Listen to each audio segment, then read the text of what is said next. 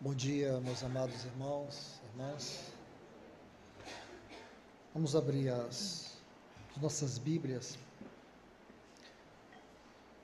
aqui no livro de Números, no capítulo 9, os versículos 15 a 21.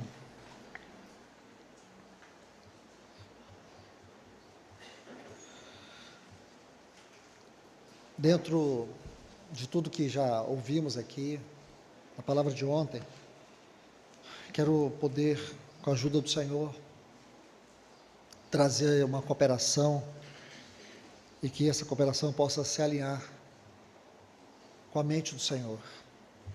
Ontem o Senhor nos visitou de uma forma tão extraordinária na sua palavra. E que Ele tenha misericórdia de nós, especialmente da minha vida, e que a sua palavra possa estar na mesma direção, na mesma linha, no mesmo movimento, e que em tudo Ele seja glorificado nessa conferência. Da parte do Senhor, o meu encargo é abordar sobre os movimentos de Deus no tempo do fim.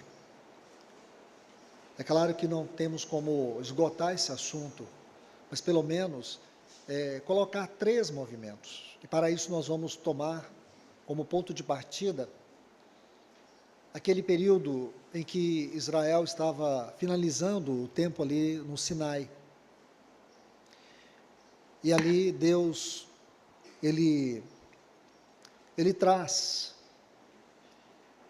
3, coloco de uma forma muito clara para vocês, 3 movimentos. 3 movimentos. O primeiro movimento da nuvem, o segundo movimento dos trombeteiros e o terceiro movimento da ordem da marcha. Então vamos aqui denominar esses 3 movimentos. Movimentos que são instrutivos, há muito ensino aqui. E o que estes movimentos têm a ver com o tema, a urgência do despertamento espiritual. É interessante, eu pude perceber em meu coração a mente do Senhor na palavra de ontem, onde nosso irmão Cláudio trouxe princípios elementares. E às vezes, quando nós ouvimos essa frase, princípios elementares, e como ele mesmo nos lembrou, às vezes pensamos, isso aí a gente já sabe muito bem. E não é uma questão de saber, é uma questão de viver. Não há nenhuma dificuldade quanto ao nosso entendimento sobre esses princípios elementares. A nossa maior dificuldade é em viver os princípios elementares. E é por não viver esses princípios elementares, o que podemos usar assim, é por não viver do modo digno da nossa vocação, que é fundamentada em princípios elementares, por que não dizer princípios fundamentais, alicerces, é que a igreja perdeu esse despertamento. Em outras palavras, ela esfriou. E às vezes, sendo mais contundente, ela desviou. A urgência no que diz respeito ao despertamento espiritual é pregar para uma igreja desviada. E ninguém fala isso pelo Senhor com ironia. Portanto, esse assunto requer de nós uma profunda reflexão. E esses 3 movimentos, da mesma forma, também trata de princípios elementares. Embora temos aqui a metáfora da nuvem, mas o que isso quer dizer? Claro, essa nuvem ela fala de uma manifestação teofânica de Deus. É uma nuvem teofânica. Há uma teofania. A palavra teofania do texto, é um termo que vem do original que significa manifestação de Deus, uma forma pela qual Deus se manifesta, traduzido de uma maneira bem simples. Então Deus usa estas metáforas teofânicas para nos falar de algo profundo. Então vamos, a princípio aqui, vamos ler esses textos. E para situá-los, eu creio que todos nós sabemos que o povo de Israel começou a sua partida lá em Ramsés. E eles tiveram 40 acampamentos. São 42 estações, mais duas. Ramsés é da onde eles saem, e os campos de Moabe, aonde eles chegam e são introduzidos para Canaã. Então, ao todo, são 40 estações que eles estiveram. E 42 compreende todas elas, desde a saída até a chegada. Então, são 40 acampamentos e 42 estações, assim fica melhor. Então, eles saíram ali de Ramsés, passando por Sucote, Etã, Pirreirote, até chegar no Sinai. Todas estas 11 estações demandaram um período de 3 meses. Porém, é interessante que no Sinai, eles ficaram 11 meses. Nesses 11 meses, houveram muitos acontecimentos distintos. Em primeiro lugar, houve a visão da casa e do sacerdócio. Durante esse período de 11 meses, Moisés subiu 11 vezes ao Sinai. E nestas 11 subidas, Deus tratou com ele 11 temas. Então imagine a riqueza que foi esse período de 11 meses. E no final, quando eles estão prestes a sair do Sinai e ir para Kibrote Hataavá, que era a estação seguinte, a estação do Sinai é a mais importante de todas estas. É a mais importante. É claro, por tudo que eu falei para vocês. Não somente foi um tempo de revelações, de colocar alicerces, mas também houve ali períodos tristes. Um deles está registrado em em Êxodo capítulo 32. Êxodo capítulo 32. Nós temos ali quando os filhos de Israel levantaram um bezerro de ouro. E eles cultuaram em torno daquele bezerro. Foi uma tragédia, uma grande tragédia. Então, meus irmãos, agora ao final, depois de tantos tratamentos, de tantas revelações, Deus vai colocar aqui a metáfora da nuvem, o chamado dos trombeteiros e o princípio da peregrinação, a natureza da peregrinação, que é a ordem da marcha. Então nós vamos caminhar, se o Senhor permitir, dentro dessa direção. Por isso eu quero que vocês, por favor, venham comigo aqui para o capítulo 9 do livro de Números.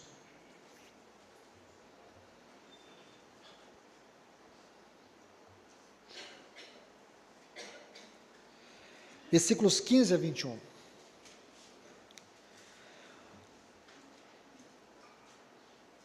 No dia em que foi erigido o tabernáculo, a nuvem o cobriu, a saber, a tenda do testemunho.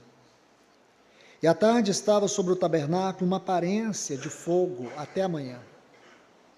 Assim era de contínuo. A nuvem o cobriu e de noite havia aparência de fogo. Quando a nuvem se erguia sobre a tenda, os filhos de Israel se punham em marcha. E no lugar onde a nuvem parava, os filhos de Israel se acampavam. Segundo o mandado do Senhor, os filhos de Israel partiam e, segundo o mandado do Senhor, se acampavam. Por todo o tempo em que a nuvem pairava sobre o tabernáculo, permaneciam acampados. Quando a nuvem se detinha, muitos dias sobre o tabernáculo, então os filhos de Israel cumpriam a ordem do Senhor e não partiam.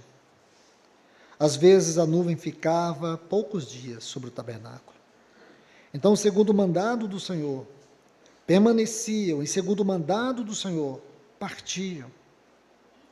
Às vezes, a nuvem ficava desde tarde até amanhã, quando pela manhã a nuvem se erguia, punham-se em marcha, quer de dia, quer de noite, erguendo-se a nuvem, partiam.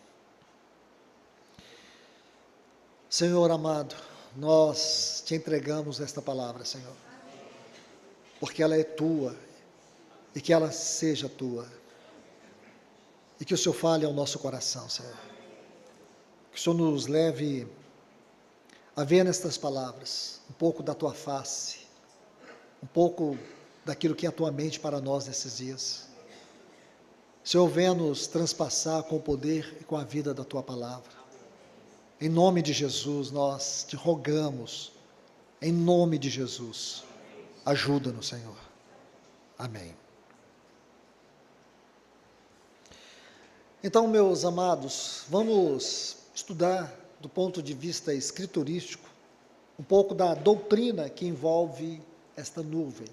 E como eu disse a vocês, é uma nuvem teofânica, há uma teofania de Deus por trás dessa nuvem. Não é algo tão simples como nós podemos imaginar, mas é algo que carrega em si muitos ensinamentos. E por quê? Porque este é um assunto que envolve aspecto, que eu diria, aspectos doutrinários. E por que aspectos doutrinários? Porque não são aqui textos colocados isoladamente. Se você pegar o assunto da nuvem, por que eu digo que ela é doutrinária? O assunto é doutrinário, porque você vai percorrer toda a Bíblia, até Apocalipse. Você vai ver a menção que a palavra de Deus traz para nós sobre esse assunto. Então precisamos ir com muita calma, sem pressa alguma. Eu gostaria que vocês pudessem voltar um pouco aí em Êxodo capítulo 13. Êxodo capítulo 13, por favor.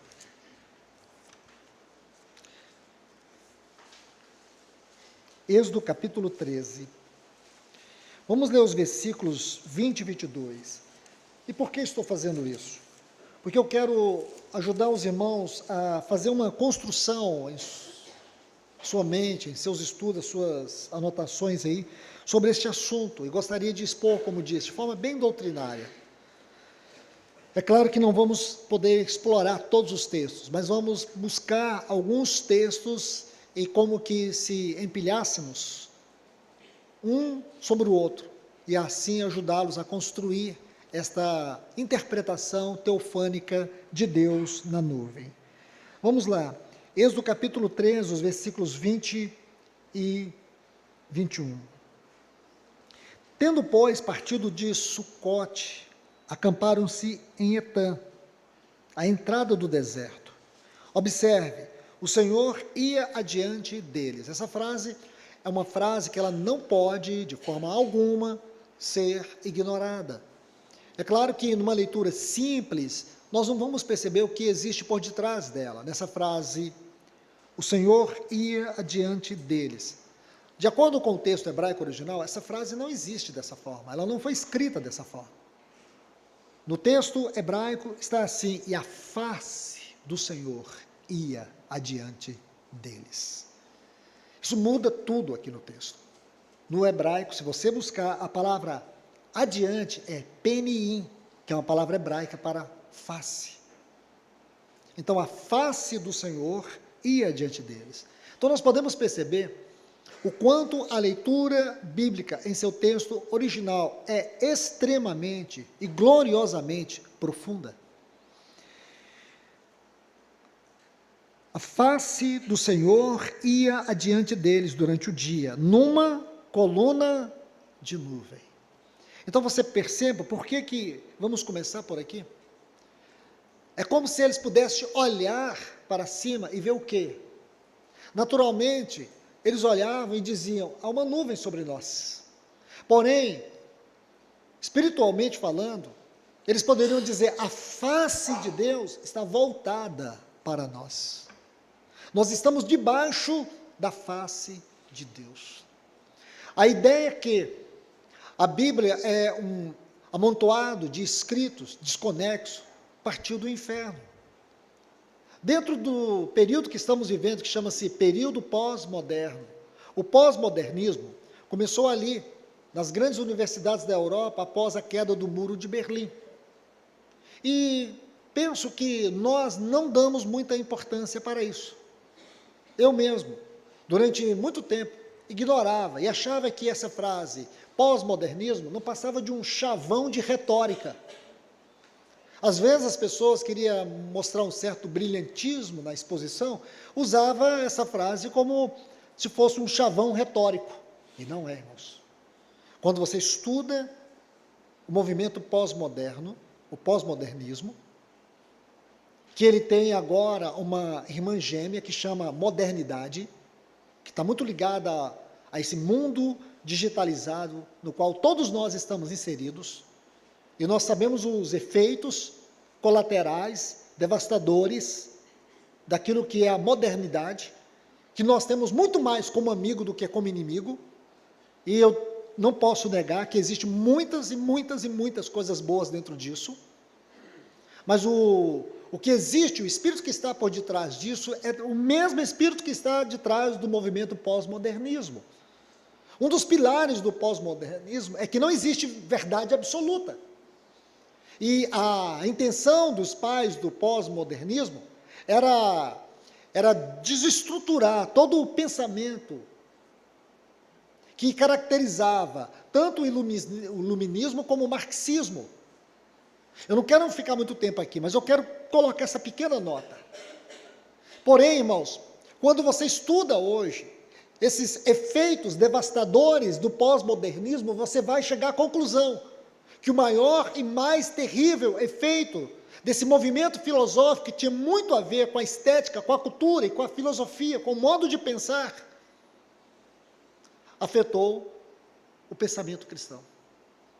Então, muitos autores cristãos têm se desgastado para poder abrir os olhos da igreja, especialmente no tempo que vivemos.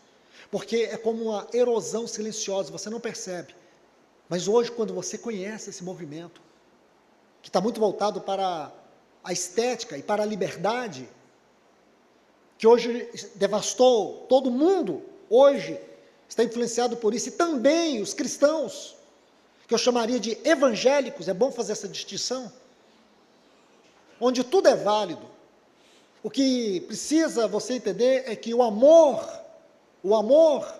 que é uma palavra que perdeu o seu significado, o seu sentido mais elevado, o amor vale para todas as coisas, e vale para tudo, e você pode viver desde que você ame de qualquer maneira.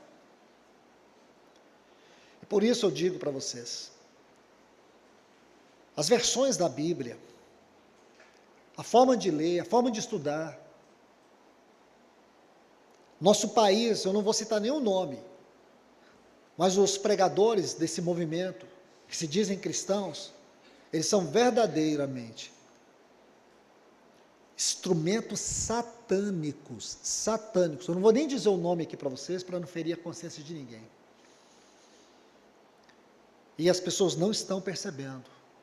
E por que eu estou colocando essa nota, parece tão prolixa, tão sem sentido, para dizer para vocês, que quando você lê passagens como essa, não te toca, você não se importa, você não se interessa, e não é porque você não quer, é porque hoje, irmãos, nós vivemos governado por um mundo digital. Hoje todo mundo é especialista em tudo, como o nosso irmão Cláudio disse ontem. Você está pregando aqui, isso já me aconteceu, com certeza aconteceu com ele muitas vezes.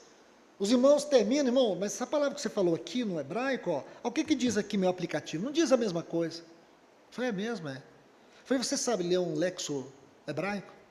Não, o que é lexo? Eu falei, não, então você me responde o que é lexo, depois eu te respondo sobre a palavra. Não sabe o que é isso? Não sabe. Literaliza tudo. Então, hoje está dessa forma. A gente tem quase que falar, irmãos, por favor, desligue seus celulares aí e abra só a sua mente. De verdade, irmãos. Então, nós temos que fazer um retorno à leitura profunda da palavra de Deus. E não é tanto o que você lê sobre ela, é o quanto ela lê dentro de você. É o quanto ela fala dentro de você. Então, aqui nós estamos diante de verdades preciosas. Então, a face do Senhor ia diante deles. Vamos para mais um capítulo à frente, capítulo 14. Veja os versículos 19 e 20.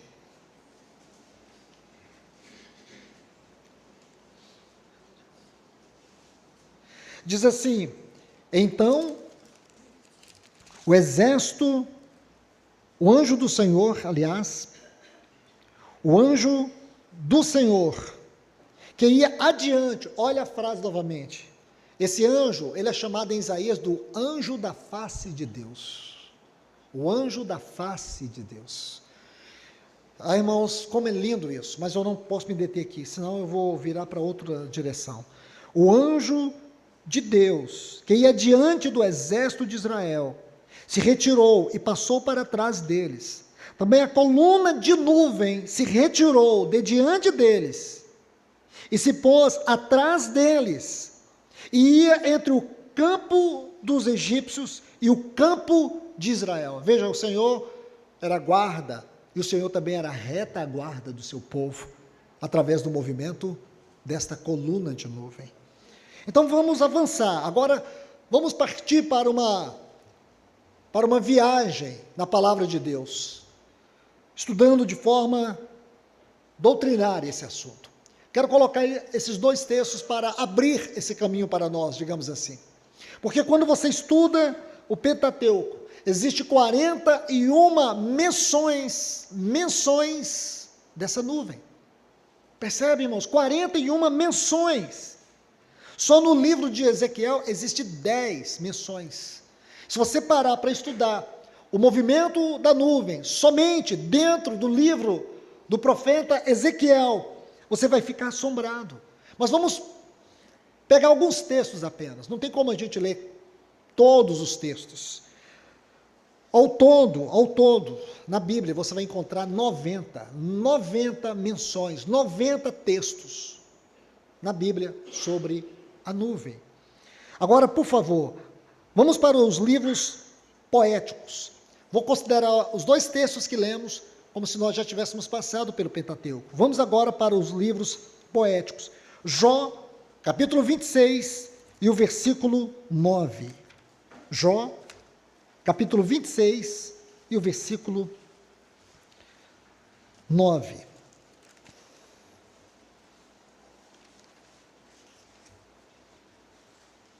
Diz assim: encobre, olha que texto, irmãos, encobre a face do seu trono, e sobre ele estende a sua nuvem. Amados irmãos e irmãs, preste bastante atenção. A Bíblia não é um amontoado escriturístico de coisas que são jogadas de qualquer maneira. Longe disso.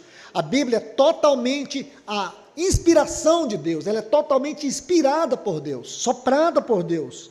Agora eu quero que você veja, aquela nuvem que nós lemos aqui em Números, o capítulo 9, é a mesma nuvem. Olha o que diz: encobre a face do seu trono, Jó capítulo 26, versículo 9, e sobre ele estende a sua nuvem. É a mesma nuvem. Consegue ver isso? Salmo 99, o versículo 7. Vamos empilhando, texto após texto. Salmo 99 e o versículo 7.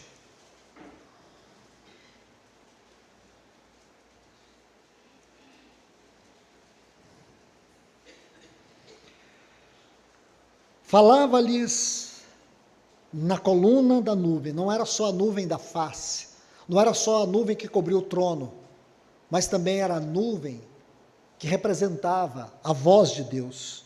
Falava-lhes na coluna de nuvem, e eles guardavam os seus mandamentos e a lei que lhes tinha dado. Vamos para os livros proféticos. São 17 menções só nos livros proféticos. Isaías capítulo 4, versículo 5. Isaías capítulo 4, versículo 5. Criará o Senhor, Isaías capítulo 4, versículo 5.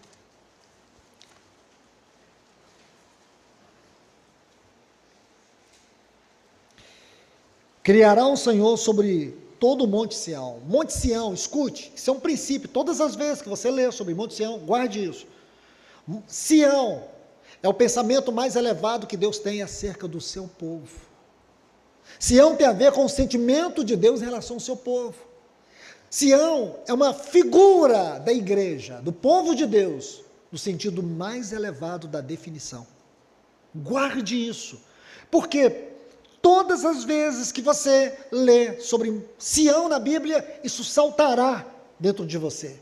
Então diz: criará o Senhor sobre o seu povo, sobre a sua casa, sobre o Monte Sião, e sobre todas as suas assembleias, uma nuvem de dia e fumaça, e resplendor de fogo chamegante à noite. Porque sobre toda, aí o sentido é, sobre todas as suas assembleias, ou sobre o seu Monte Sião, se estenderá um dossel em um pavilhão. O que ele quer dizer assim?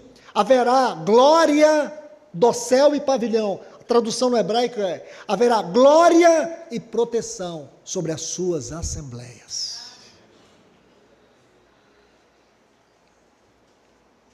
Vamos avançar um pouco mais. Ezequiel capítulo 1, versículo 4 e versículo 5.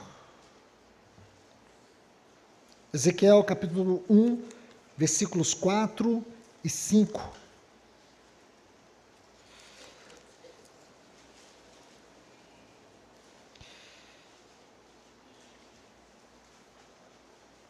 Olhei, e eis que um vento tempestuoso vinha do norte, e uma grande nuvem, com fogo, e revolver-se, e resplendor ao redor dela, e no meio disso uma coisa como um metal brilhante que saía do meio do fogo.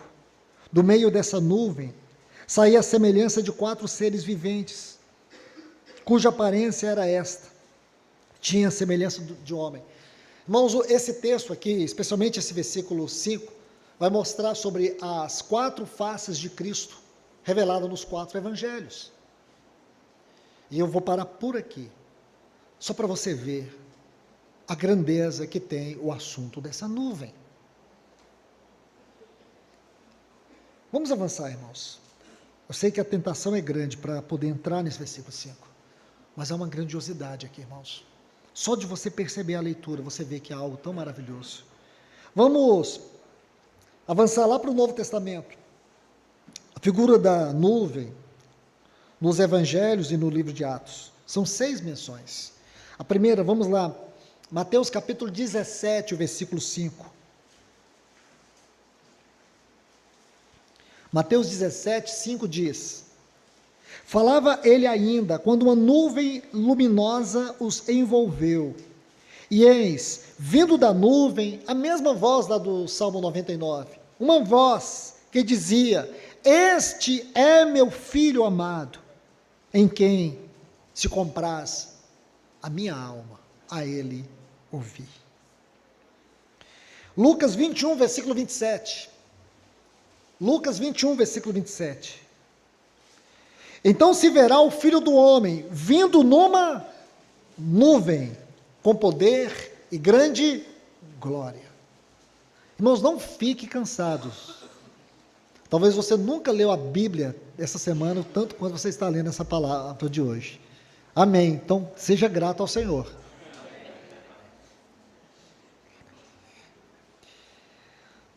Atos capítulo 1, versículo 9. Dita estas palavras, foi Jesus elevado às alturas, à vista deles, e uma nuvem o encobriu dos seus olhos, uma nuvem. Vamos agora para os livros apostólicos. São 3 menções, vou citar 2. A primeira está lá, na primeira carta que Paulo escreveu aos Coríntios, no capítulo 10, versículo 1 e o versículo 2, está assim: ora, irmãos, não quero que ignoreis que nossos pais estiveram todos sob a nuvem. E o versículo 2, tendo sido batizados, assim na nuvem como no mar.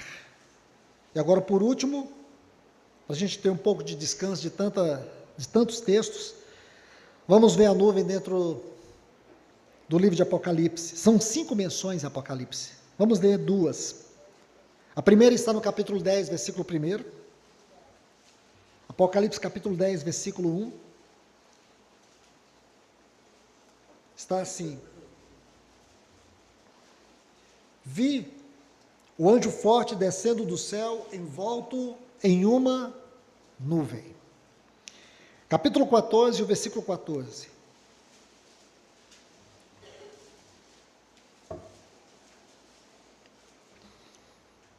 olhei, e eis uma nuvem branca, e sentado sobre a nuvem, um semelhante a filho de homem, tendo na cabeça uma coroa de ouro, e na mão uma foice afiada. Amém?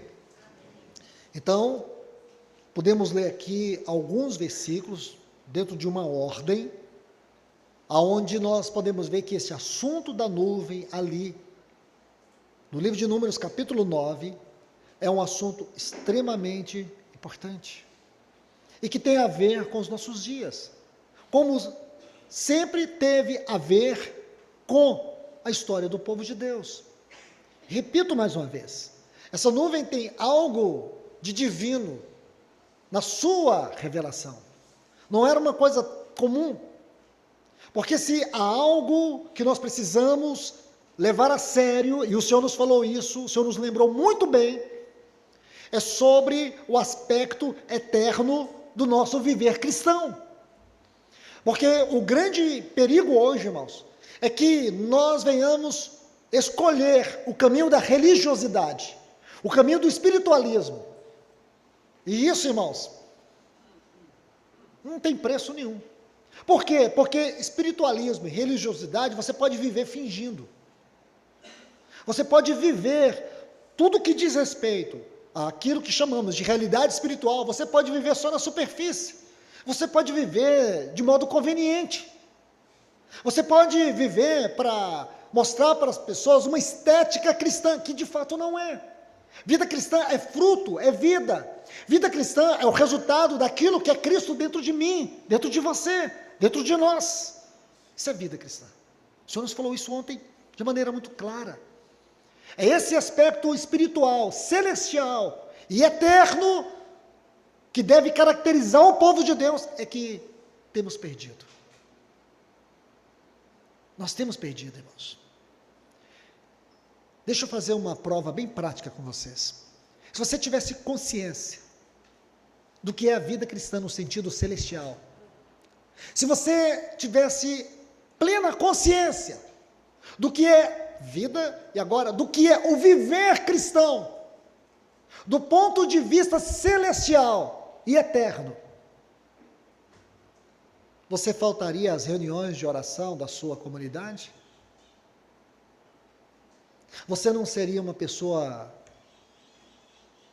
que seria caracterizada por uma alegria distinta, espiritual? Você não teria mais prazer na palavra? Você não seria uma pessoa mais madura? Você não seria uma pessoa que teria uma característica visível, a devoção? O verdadeiro amor? Sim ou não, irmãos? Quantos aqui estão reprovados? Só Deus sabe. Mas nós preferimos o quê? O cristianismo de estética. A estética é um dos fundamentos do pós-modernismo, onde as pessoas preferem viver estética e não profundidade, viver superficialidade e não espiritualidade divina. Porque ontem nós lemos, e toma aqui na liberdade e a comunhão que eu tenho com o Cláudio, um pouco do que ele falou, que tocou muito o meu coração. Os textos que eu chamaria os textos áureos da nossa infância espiritual, da nossa maturidade espiritual, da nossa vida espiritual. O que eu quero dizer, textos que, vou falar isso com muito cuidado, que são comuns, com muito cuidado. Comuns que eu quero dizer não é qualquer. Textos do nosso dia a dia, que a gente ouve sempre. Só que esses textos, eles não estão na palavra de Deus para serem olhados, nem tampouco examinados, mas para serem vividos. E nós não vivemos. Nós preferimos a espiritualidade de estética. Você só olha, você só vê, nossa, Cristo é minha vida. Para mim o viver é Cristo. Isso é retórica. Você não precisa nem dizer isso. É as pessoas que vão ver, sentir o quanto Cristo vive dentro de você. É o resultado da vida, é o comprometimento, é a responsabilidade espiritual, é a devoção. Então nós estamos falando da urgência de despertamento espiritual. Como ter a urgência do despertamento, como isso pode ser urgente na minha vida pessoal, em nossa vida congregacional, quando nós estamos derrubando todos os fundamentos. Isso é muito sério. Vamos pegar aqui pequenas partes daquilo que nós já lemos. Voltemos para Jó, capítulo 26, versículo 9. Vamos examinar um pouco esse texto. Que o Senhor nos permita entrar um pouco dentro dele. Vamos ver essa teofania, esse revelar, esse manifestar de Deus. Teofania tem a ver com isso, com revelação e com manifestação de Deus. Então, por favor, tire esse lado acadêmico dessa palavra, esse lado intelectual dessa palavra, filosófico dessa palavra. Vamos trazer o lado espiritual. O que é uma teofania para nós? É uma manifestação de Deus, é uma revelação, é como... Essa palavra explica sobre o como da revelação de Deus. O que é teofania? É a palavra que explica para nós o como da revelação de Deus. Então ele diz: encobre a face do seu trono e sobre ele estende a sua nuvem. Ele encobre a face, que seria assim no texto hebraico. No texto hebraico está assim: ele encobre a sua face no seu trono. A face de Deus está escondida. Nós sabemos que Deus é Espírito, Ele não pode ser visto. Mas o que Jó está dizendo? Que Deus, Ele cobre a sua face, ninguém poderá vê-lo, mas tem uma nuvem que encobre a sua face em seu trono. Aí aqui, voltando para Salmo 99, 7, falava-lhes na coluna de nuvem. Aqui está. Porque, como eu disse, teofania, presença, aparência e a revelação da glória de Deus. Então, o que quer dizer esta nuvem? Ela fala da presença, ela fala da manifestação e ela fala da revelação de Deus. Meus irmãos, falo isso com muito cuidado, mas eu espero que vocês entendam. Será que hoje nós, que podemos dizer assim, nascemos de novo, não nascemos de novo em uma mudança de identidade religiosa, saímos do catolicismo e agora estamos no cristianismo. Nós não nascemos de novo no sentido doutrinário. Antes eu era calvinista, hoje eu sou arminiano. Não é esse tipo de mudança, não é esse tipo de nascimento.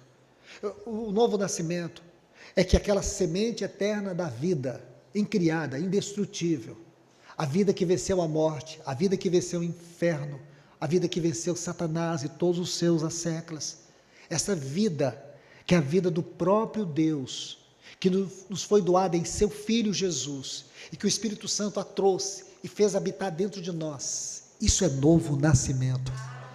Isso caracteriza você? Isso caracteriza você? Isso nos caracteriza, irmãos? Podemos levantar as mãos aqui, não precisa ninguém levantar a mão, pelo amor de Deus, e dizer assim: nasci de novo, eu sou uma nova criatura, as coisas velhas já passaram, eu tenho a semente eterna da vida de Deus, que se tornou um lugar da habitação de Deus, por meio do Espírito Santo.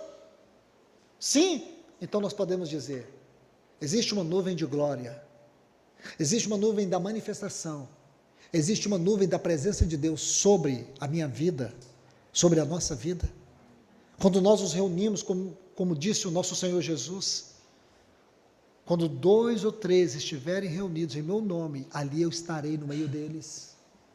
Nós podemos afirmar, irmãos, que o Senhor Jesus está nesse lugar. Quando nós nos reunimos em nossas comunidades, em nossas casas de comunhão, o Senhor está ali, a nuvem da presença do Senhor está ali. Sabe por que nós necessitamos urgentemente de um despertamento espiritual?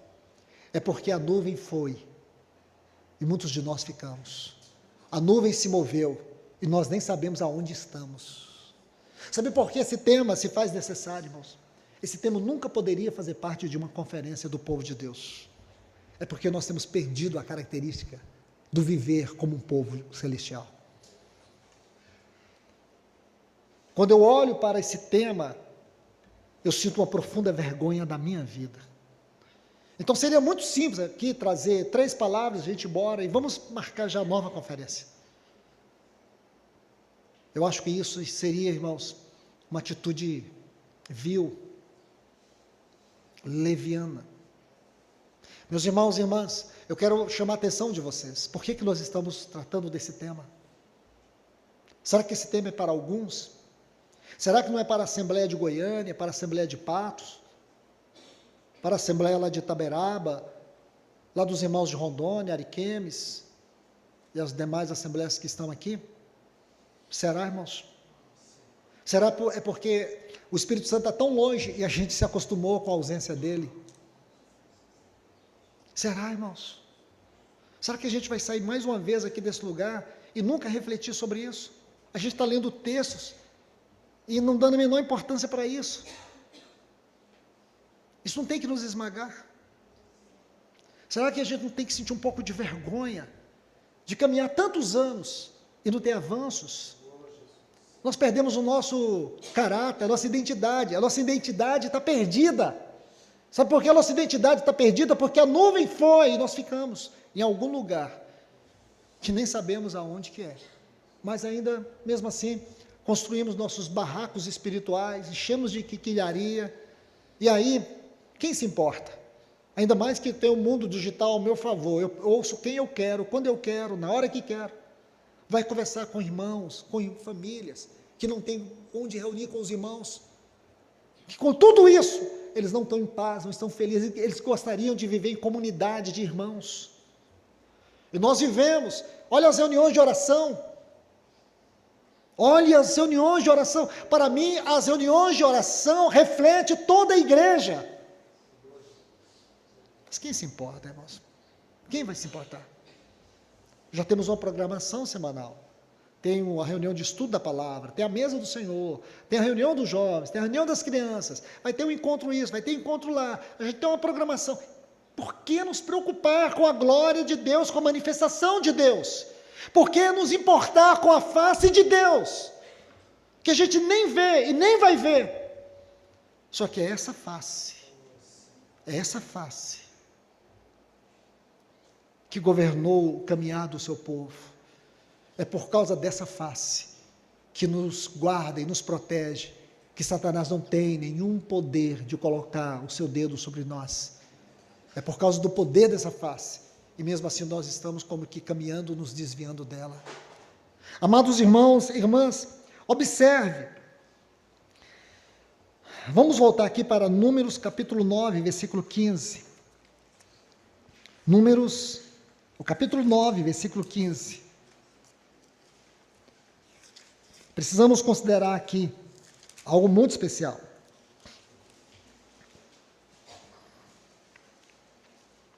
Está assim, Números capítulo 9, versículo 5. Eu quero que esse versículo fique cravado no seu coração. No dia que foi erigido, levantado, construído o tabernáculo, observe, a nuvem o cobriu, a saber, a nuvem do testemunho. E à tarde estava sobre o tabernáculo uma aparência de fogo até amanhã. Vamos aqui observar detalhes. Eu quero que você veja aí as palavras cobriu e aparece. A nuvem cobriu, e depois, bem na frase final, aparência. Essas duas palavras nos trazem a ideia do sobrenatural que deve haver no meio do povo de Deus. Por que despertamento? Irmãos, por que o despertamento? Por que a urgência, a necessidade do despertamento espiritual? Sabe por quê, irmãos? Porque nós perdemos o caráter sobrenatural, a nossa condição sobrenatural do povo de Deus. Nós perdemos. Observe, a palavra cobriu aqui, a nuvem cobriu.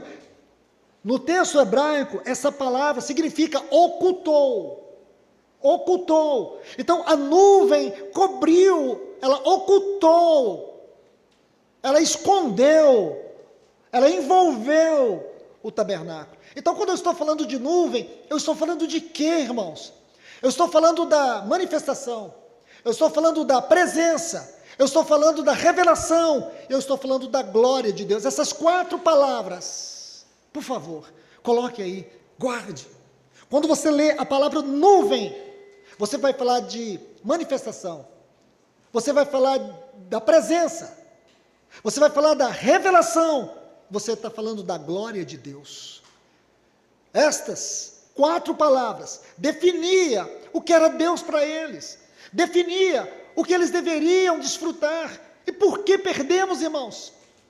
Porque é tão difícil ter irmãos e irmãs comprometidos com a oração, com a comunhão. Porque é praticamente impossível encontrar uma igreja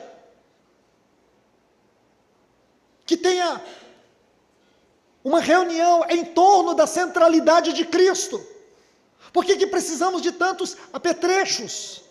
Por que precisamos de tantas ferramentas, subterfúgios, para ver se o Espírito baixa, desce, faz algo conosco? É porque nós temos perdido a revelação, a manifestação, a presença e a glória de Deus. Aí, irmãos, a necessidade de tratarmos o despertamento, mas tem uma palavra ali, que ela dá a tônica, urgência. É urgente. Eu não acredito que o Senhor Jesus vai vir buscar uma igreja acomodada, laodiceana, uma igreja mundana, uma igreja fria, uma igreja diferente à sua palavra, cristãos que amam mais o mundo do que a Deus, cristãos que têm tempo para tudo, mas Deus não é a sua prioridade. Suas preferências, seus desejos estão sobre aquilo que é material deste mundo, é efêmero. E aí é onde eles têm colocado os seus corações, perderam o caráter celestial. Você lê Colossenses capítulo 3, irmãos. Se, pois, ressuscitastes com Cristo, buscai as coisas do alto. Nós não buscamos, irmãos.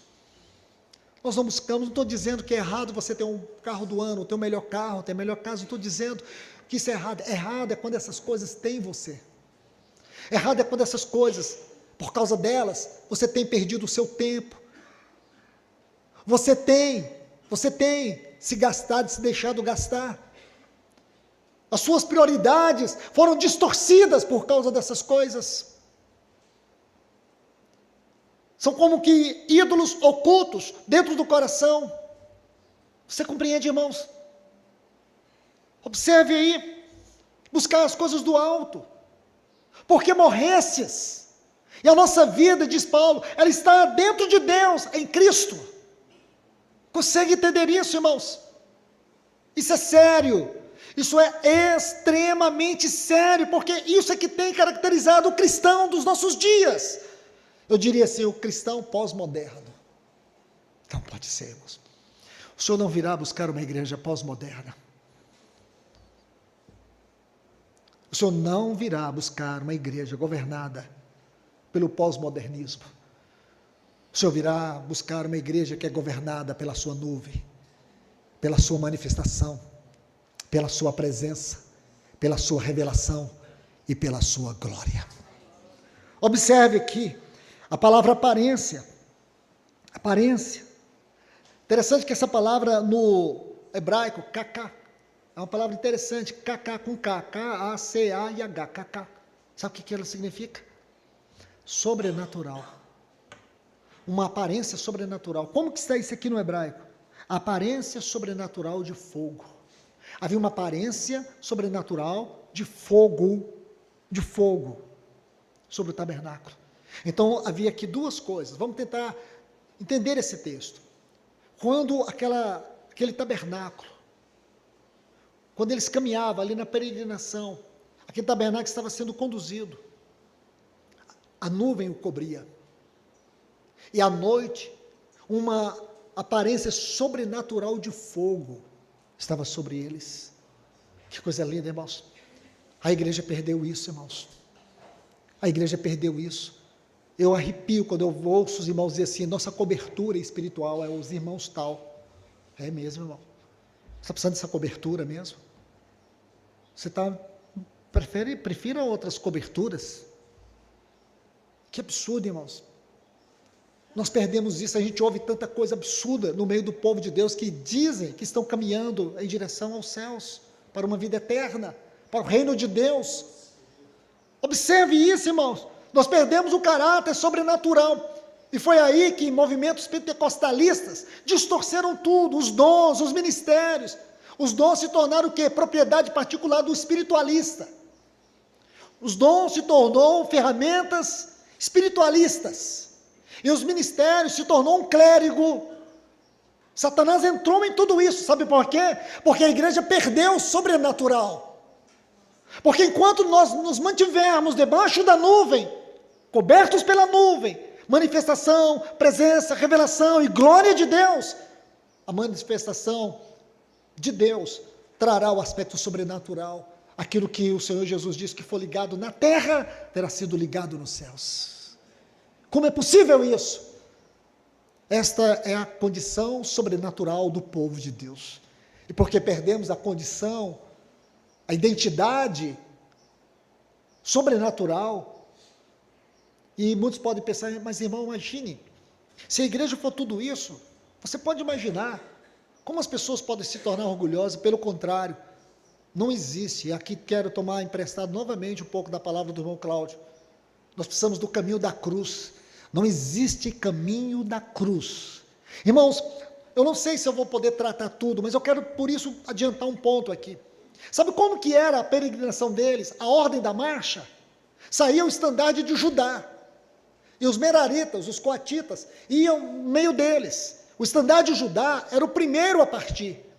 E a arca ia sendo levada na frente pelos levitas, pelos sacerdotes, aliás.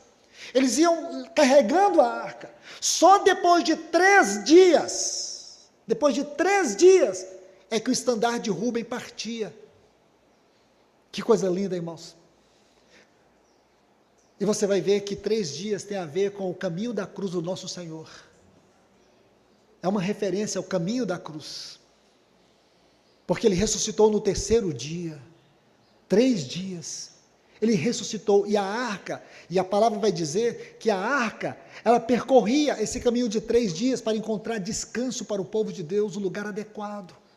Aí é que está. Por isso que a cruz, ela não pode ser entendida pelo cristão como uma coisa negativa e positiva, porque é aí que nós encontraremos o descanso de Deus, mesmo que tenhamos que ser afligidos na nossa alma, na nossa carne. Agora você percebe isso aqui, o aspecto sobrenatural. Temos perdido, irmãos. Então precisamos de pastores coach, bons palestrantes, animadores de auditório para conduzir o louvor. Não é verdade? Não tem o Espírito Santo, irmãos. Então nós podemos pegar o pregador da moda. É só pagar um cachê para ele. Ele vai nos divertir. Ele vai nos dar pão e circo. Não precisamos disso, irmãos. Nós precisamos de um retorno da glória de Deus sobre a sua casa. É disso que nós estamos falando. Que nós precisamos e que haja um retorno da glória do Senhor para a sua casa. Nós precisamos é nos humilhar. Eu vou dizer isso para vocês mais uma vez. Nós precisamos nos humilhar. Nós precisamos de parar muito do que estamos fazendo, aonde o Senhor não está. Ele não está nos conduzindo, Ele não está te conduzindo. Você está fazendo tudo no suor. Nós precisamos obedecer os movimentos de Deus. Esses movimentos dos sinais são os movimentos de Deus sobre a sua casa. Por isso está aqui a frase. É muito importante. No dia em que foi erigido o tabernáculo, a nuvem o cobriu. A glória de Deus, a presença de Deus, a revelação de Deus, a manifestação de Deus estava na sua casa. Irmãos, aonde está a manifestação de Deus entre nós? Eu tenho me perguntado isso todos os dias. Você vê tanto comodismo, você vê tantos irmãos retrocedendo, você vê tantos irmãos mudando seu comportamento espiritual, você vê tanta frieza, tanta falta de comprometimento, tanto desinteresse. Você vê tudo isso hoje, esse movimento espiritual que surgiu após a pandemia, o comodismo, a indiferença, a negligência, tem sido a característica de muitos cristãos nos nossos dias. E aí eu tenho que tomar as palavras de Paulo, lá em Efésios capítulo 5, desperta tu que dormes, levanta-te dentre os mortos, Cristo te revelará. Nós estamos precisando disso, de um profundo despertamento espiritual. E meu irmão, minha irmã, se você se encontra nessa condição, não saia daqui. Eu te imploro, em nome de Jesus, não perca esta hora. Você precisa ir aos pés do Senhor nessa manhã. Há um princípio espiritual aqui nesse versículo 15, de Números capítulo 9. É que esse versículo nos mostra a naturalidade da vida celestial. Escute, a vida celestial deve ser algo natural para nós. E a sobrenaturalidade da vida terrena. Você vai dizer, irmão Luiz, está trocado aí. Está trocado. Não está. A vida celestial deveria ser natural para nós. E o nosso viver, hoje, terreno, deveria ser sobrenatural. As pessoas deveriam estar perguntando assim, mas como assim? Você ficou deprimido e você mesmo saiu da depressão? Você está passando essa luta tão terrível e você ainda consegue cantar alegria e dizer que tudo coopera para o bem do propósito de Deus, não para o seu próprio bem? Como assim? Você está sendo esmagado, mas você diz assim, posso todas as coisas naquele, não é a frase que a ênfase não está no posso todas as coisas, nada disso. Posso todas as coisas naquele que me fortalece. Como assim? É sobrenatural. A vida terrena do cristão tem que ser sobrenatural. E a vida celestial tem que ser natural. Mas nós perdemos, irmãos, ou não? Olhe bem, irmãos, para esse texto. A naturalidade da vida celestial. Nós perdemos. Falar hoje para um cristão. Falar para um cristão hoje. Que ele pode entrar no lugar santíssimo da presença de Deus. Como eu estou quase que repetindo tudo que o Cláudio pregou. Se quiser me dar o esboço aí depois, Cláudio, fica mais fácil. Mas algo que o Senhor nos trouxe ontem com tanta ênfase, com coisa, algo tão precioso, irmãos, que eu creio que muitos desfrutaram aqui. A eternidade não é o nosso amanhã. Lá em Eclesiastes 3:11 diz que a eternidade Deus colocou dentro de nós. E colocou a eternidade dentro do coração do homem. Nós já podemos viver a naturalidade da vida celeste, dentro da sobrenaturalidade da vida terrena. Isso é ser cristão aos olhos de Deus. É ser uma moça, um rapaz. Olha esses jovens que estão aqui. Eu fico imaginando esses jovens na faculdade. Como uma jovem me disse ontem, que o curso que ela está fazendo, essa semana, tratando de quê? Dessa inclusividade, palavra bonita, inclusividade social. Agora é tudo natural, no sentido humano da palavra. A ideologia de gênero precisa ser aceita por todos nós. Irmão, eu vou te falar a verdade. Existem centenas de comunidades no Brasil hoje que estão revendo seus fundamentos por causa dessa inclusão. Porque senão nós não seremos incluídos na sociedade. Eles usam isso, os argumentos são fortíssimos. Como que nós vamos pregar Jesus nos distanciando? Como nós vamos pregar Jesus se nós não entrarmos dentro desse sistema e quebrar esse sistema e ser luz nas trevas? Jesus foi o que na sua geração? Em algum momento você viu Jesus vestindo uma casaca de algum sistema, seja político, seja ideológico? Não estou dizendo que você tem que ter repulsa para as pessoas, aos homossexuais, qualquer pessoa que tenha uma opção que você julgue que afronte a palavra de Deus. Nós não estamos falando de falta de educação, de desrespeito, de discriminar as pessoas. Nós estamos falando que aconteça o que aconteça, ou o que tiver que acontecer neste mundo, nós não vamos nos curvar a nada. Não obedeceremos nenhuma lei que não seja a lei do trono de Deus. Nós não precisamos entrar no molde, na forma, no sistema, no esquema do mundo. Paulo diz isso lá em Romanos capítulo 12, ele não diz de qualquer maneira, ele diz assim, eu rogo-vos, eu imploro a vocês, primeiro, que vocês tenham vossos corpos como sacrifício vivo, santo e agradável a Deus. Isso tem que ser o culto de todos os dias. Isso é o culto de vocês jovens, lá nas faculdades, onde vocês são os diferentes, onde muitas vezes quando o professor sabe que a moça é cristã, aí que ele afronta mais. Você não precisa se sentir diminuída, de forma alguma, porque você é uma parte do céu na terra. Você é o lugar onde os céus e a terra se encontram. Você tem uma vida celestial, ele não tem. Você está caminhando para uma glória indescritível. Aquilo que o homem não é capaz de dizer em palavras ou escrever, é impossível para a mente humana chegar à totalidade profunda daquilo que é a vida eterna que nos aguarda. Então vamos ser perseverantes. Aconteça o que tiver que acontecer, vamos continuar olhando firmemente para o autor e consumador da nossa fé. Então é isso que eu e você temos que ver. A sobrenaturalidade da vida terrena e a naturalidade da vida celestial. É isso que está aqui em Colossenses capítulo 13, o texto que eu acabei de falar para vocês. Deixe-me explorar um pouco aqui, nós vamos terminar agora. Essa frase, aparência de fogo, então ela nos revela a sobrenaturalidade da vida da igreja. Sobrenaturalidade da vida da igreja. Isso aconteceu lá no Pentecoste.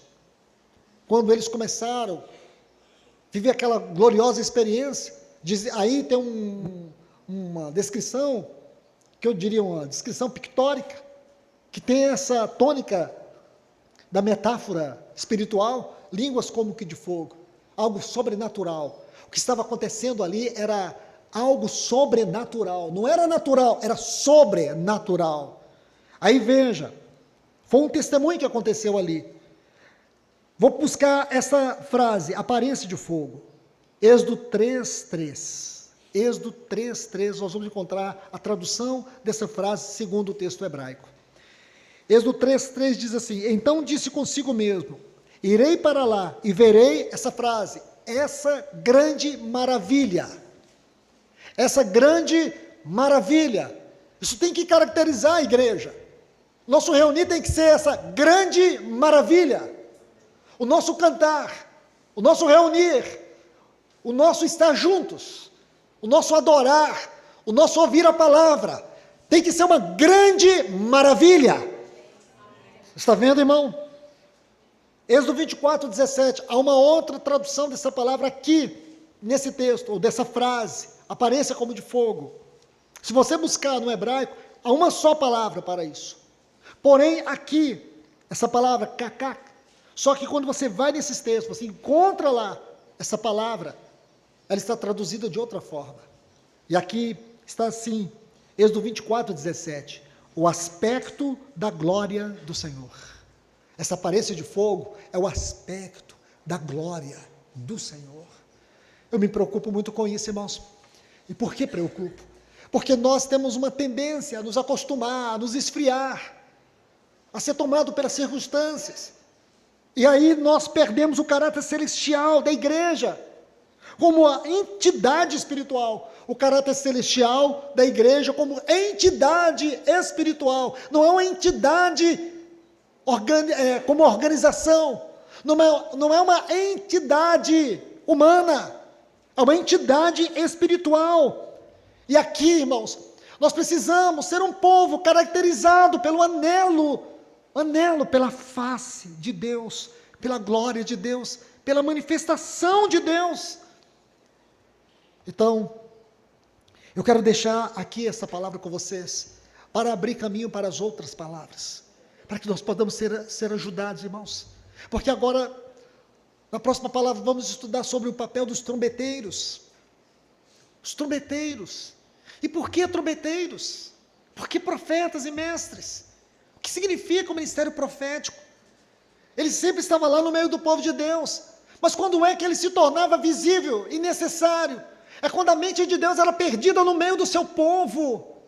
Qual é o problema? Qual é a exortação aqui sobre a nuvem? Perdemos a glória de Deus, perdemos a presença de Deus, a manifestação, a revelação. Mas aí o Senhor levanta o quê? ele levanta os trombeteiros. Os trombeteiros. E por quê, irmãos? Porque é um quadro só, não são três assuntos distintos. Se você pegar essas três figuras, em Números capítulo 9 e 10, a nuvem, os trombeteiros e a ordem da marcha, a peregrinação, é uma coisa só. Essas coisas devem funcionar de forma simultânea. Vai sendo ligado ao outro. E o que quer dizer isso, irmãos? Quando a nuvem é perdida, quando a glória de Deus não se manifesta no meio do seu povo, quando a revelação de Deus está sendo diluída, quando a igreja se perde da nuvem, ela busca o seu próprio caminhar, aquilo que está escrito no livro de Salmos, que o Senhor os deixou ser levado pelos seus próprios caminhos. E você vai ver aqui tantos homens de Deus, tantas experiências tristes, pessoas que se perdem na peregrinação. E talvez muitos de nós, por que não dizer, irmãos, debaixo da misericórdia do Senhor, porque nós também não devemos nesse momento nos humilhar e perguntar para o Senhor, onde foi que nós nos perdemos da tua nuvem? Nós vamos ler o Salmo de Asaf, Salmo 74, não agora, mas nós vamos ler ainda, se possível, na próxima reunião. Esse salmo, irmãos, ele tem uma tônica que assombra o coração. Não estou exagerando, irmãos. Que Asaf era cantor, ele era profeta. Seus cânticos, eles tinham uma tônica profética. Ele vai cantar nesse salmo. Porque Asaf viveu no tempo de Davi e Salomão.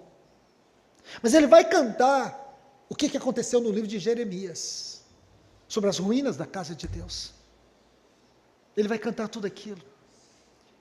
Ele vai dizer assim no versículo 9, não existe mais milagres entre nós, não existe nem profetas que nos mostrem o caminho de volta. Eu estou parafraseando o segundo texto original, que está escrito nesse texto. Nós não temos nosso símbolo, nós não temos os profetas. Então, a necessidade de um retorno da glória de Deus para a sua casa, mas Deus não vai fazer isso sem os seus instrumentos adequados. E que isso sirva de ajuda para nós nesses dias aqui, irmãos. Eu quero convidar os irmãos a um tempo de oração. Que nós possamos orar. Que nós possamos nos arrepender mesmo, irmãos. Não é o arrependimento de agora. Não é o arrependimento de coisas que fizemos. É o arrependimento de quem somos e do que nos tornamos. O tipo de cristão que eu tenho me tornado. O tipo de cristã que você tem se tornado, minha irmã. O tipo de igreja que nós temos nos tornado. Sem identidade celestial, sem uma manifestação celestial, sem uma presença celestial, sem uma glória celestial. Tudo se reduz a programa. Tudo é reduzido a louvores, a uma mensagem, ao culto bom. O culto bom, quem tem que dizer se é bom é Deus e não nós. É o Espírito de Deus e não nós. Muitas vezes, nós nos vangloriamos disso. E a grande pergunta é, aonde está a nuvem nisso aqui que nós estamos chamando bom? Aonde está a presença de Deus? Então é muito simples, irmãos. Nós terminamos essa conferência e voltamos à nossa rotina e não aconteceu nada. Nada. Nada. Eu digo para vocês, tem que acontecer. Pela misericórdia de Deus, ele ainda não voltou. E não sei nem se eu tenho o direito de dizer isso. Mas eu falo debaixo das mãos do Senhor. Por causa da sua infinita longanimidade. Para com todos nós. Ele ainda não voltou. Ele ainda não voltou. E nós gritamos Maranata, queremos que ele volte. Mas o Senhor quer que nós nos arrependamos antes que ele volte. E antes que ele volte para nós, a sua glória precisa voltar para nós. A nuvem precisa tomar o seu lugar sobre nós. Nós precisamos ser cobertos pela glória do Senhor. Não é triunfalismo, não é sensacionalismo, não é emocionalismo, é uma questão de realidade espiritual. Nós vamos seguir sendo o que somos. Nós vamos continuar fazendo as mesmas coisas. E não vamos nunca nos importar com a ausência do Espírito Santo nos conduzindo. Nós não vamos nos importar com os movimentos de Deus, que deveria ser característico no andar, na peregrinação da igreja. Os movimentos de Deus devem ser a característica do povo de Deus. Que o Senhor nos ajude, irmãos. Vamos orar.